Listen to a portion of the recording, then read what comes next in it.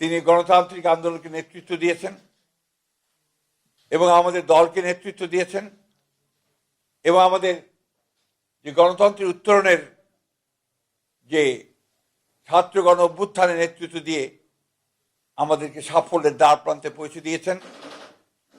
আমাদের সেই সংগ্রামী নেতা, এই দেশের গণমানুষের অত্যন্ত প্রিয় মানুষ জনাব তারেক রহমান, আমাদের দলের ভারপ্রাপ্ত চেয়ারম্যান, তিনি আগামী 25শে ডিসেম্বর, আমি আবার রিপিট করছি যে আগামী 25শে ডিসেম্বর তিনি ঢাকার মাটিতে আমাদের মাঝে এসে পৌঁছবেন।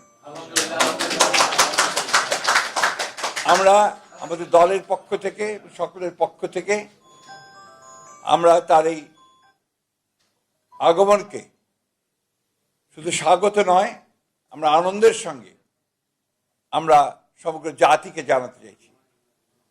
এবং আজকে গণতন্ত্র উত্তরণের পথে যে সমস্ত বাধাগুলো সৃষ্টি হয়েছিল, আমরা মনে করি যে আমাদের ভারপ্রাপ্ত চেয়ারম্যান তারেক রহমান সাহেব দেশে এসে পৌঁছলে সেই সমস্ত বাধা দূর হয়ে যাবে। কারণ আপনারা জানেন যে একটা বৈঠক লন্ডনে যেটা আপনার সংগঠিত হয়েছিল, আমাদের ভারপ্রাপ্ত চেয়ারম্যান এবং বর্তমান প্রধান উপদেষ্টা লন্ডনে যে সভাটি হয়েছিল, সেই সভায় সিদ্ধান্ত হয়েছিল যে ফেব্রুয়ারির মাসের মধ্যবর্তী সময় নির্বাচন অনুষ্ঠিত হবে। ফলে আমাদের নির্বাচন সম্পর্কে যতটুকু আপনার একটা শঙ্কা ছিল সেটা চলে গিয়েছিল। এবং গতকাল নির্বাচনের তফসিল ঘোষণার মধ্য দিয়ে নির্বাচনের যে রেল চলতে শুরু করেছে, যে সারা দেশের মানুষের মধ্যে যে একটা আশা প্রত্যাশা সৃষ্টি হয়েছে, সেটা বাস্তবায়িত হতে চলেছে।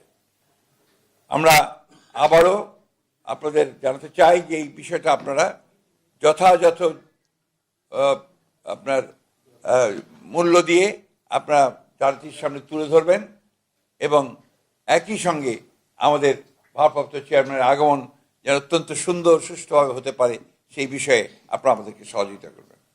আপনাদের সকলকে ধন্যবাদ। আরেকটি বিষয় আছে যেটা আমাদের আলোচনা হয়েছে স্ট্যান্ডিং কমিটিতে। আপনারা আজকে দুপুরে যে একটা গুলির বিদ্ধ হয়েছেন হাদি সাহেব, না ইনসাফ পার্টির ওসমান হাদি সাহেব, ইনকিলাব পার্টি, দুঃখিত, ইনকিলাব পার্টি যে মঞ্চ, ইনকিলাব পার্টির মঞ্চের সম্ভাব্য প্রার্থী তিনি গুলিবিদ্ধ হয়েছেন। এটা আমরা সাথে সাথে আমাদের ভারপ্রাপ্ত চেয়ারম্যান মহোদয় কন্ডেম করেছেন, পার্টির তরফ থেকে স্টেটমেন্ট দেওয়া হয়েছে, আমিও বলেছি। আমরা এটাকে সাথে সাথে নিন্দা জানিয়েছি এবং অতি দ্রুত যারা এই হত্যা চেষ্টা করেছে অথবা গুলি করেছে তাদেরকে বের করে তদন্ত করে তাদেরকে আইনের আওতায় আনার জন্য আমরা বলেছি। আমরা কথা বলেছি যে ঘটনা থেকে প্রমাণিত হয় যে যে সমস্ত অপশক্তি এই দেশে নির্বাচনকে বানচাল করার জন্য, নির্বাচনটাকে যাতে না হয় তার সেই চেষ্টা করার জন্য যারা কাজ করছে, তাদেরই একটা